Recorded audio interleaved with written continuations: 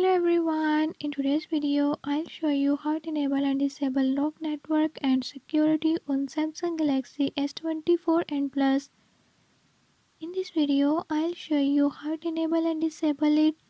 Before move to the video, if you are new to my channel, don't forget to subscribe and hit the bell icon. Watch complete video and learn how you can do it. Let's get started.